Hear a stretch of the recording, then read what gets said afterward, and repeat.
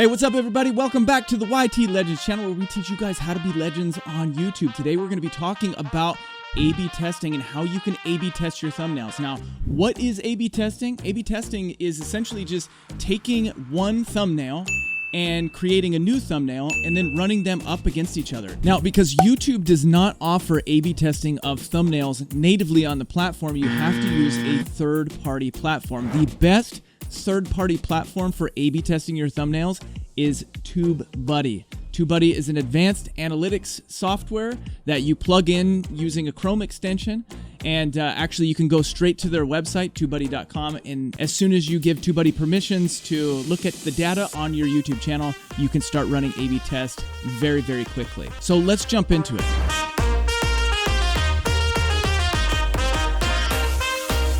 So I'm going to take you over to tubebuddy.com. I'm going to show you the back end of Tubebuddy and show you exactly how to set up an A/B test so that way you guys can figure out which thumbnails are going to perform best on your channel, and I'll just walk you through the process. Okay, so here we are on Tubebuddy, and I'm going to go ahead and select my channel. I've got a number of channels that I manage, and right now I'm going to show you the YT Legends channel. So we're going to click on this button right here. It's the A/B testing. Okay, and then you can see some of our older tests that we've done. So we've run tests up against each other on some of our thumbnails. And essentially what you do when you want to create a new test, what you'll do is you'll come in here, you'll select a video, or you can enter in the URL of the video if you don't see it up here in the upper, in this upper row. So we'll just select this one. Then we'll say we're going to do a thumbnail test. Now you can also do metadata, so you can test the titles, you can test the descriptions, you can test tags, and then if you want to do that, you just click this button right here and select metadata. But today we're going to be doing a thumbnail click through. And then you set your duration, so you can either set a number of days, or you can say, hey, just run it until the click-through rate is statistically significant, meaning that they have enough data to say, yes, this video, this thumbnail is going to perform better on your channel. So I'll usually do a 2-week test, and then I don't change anything here. You hit continue, and this is where you upload your second thumbnail.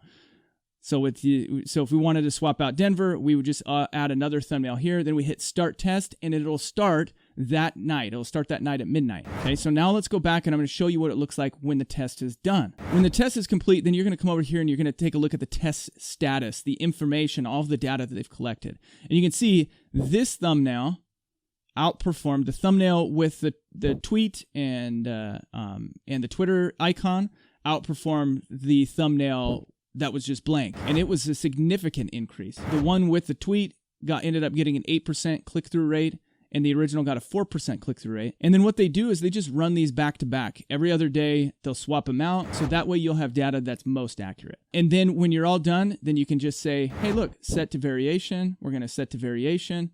That just means that you're going to say that this is the thumbnail that I want to swap out. Tubebuddy will just do that for you, so that way you don't have to go back into YouTube yourself and manually change the thumbnail. So pretty simple, right? So here's the deal with A/B testing. A/B testing, you will never be satisfied, right? Because you can't get your thumbnails up to 100% click-through rate, and so you just end up keep testing and testing and testing. Find a template that generally works well for your channel and that gets a higher click-through rate, and then stick with that. And then test every once in a while. So like I said, don't beat your head against the wall trying to get that one click-through rate on that one video as high as possible.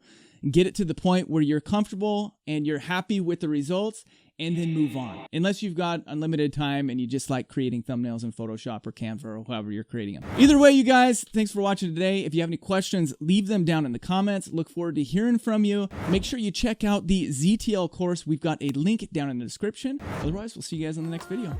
Peace.